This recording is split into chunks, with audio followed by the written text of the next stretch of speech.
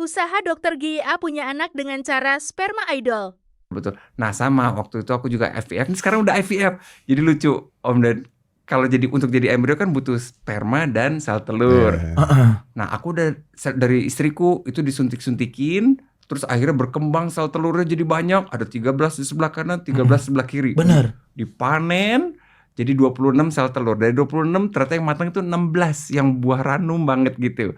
Tinggal ketemuin sama 16 sperma aku kan. Iya. Padahal kan sekali keluar itu kan puluhan juta sperma. Betul. Nah gimana caranya milih 16 dari puluhan juta sperma itu.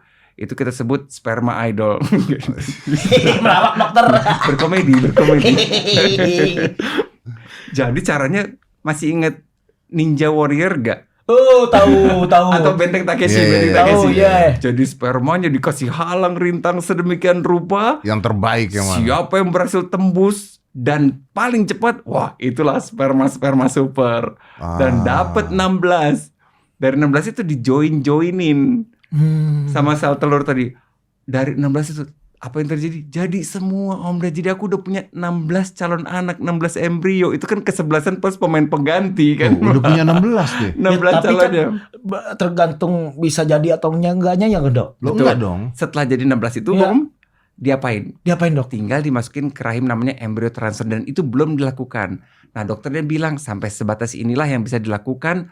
Kalau udah masuk ke rahim, sungguhlah tiada yang tahu embrio mana yang nempel, embrio mana yang lepas. Iya.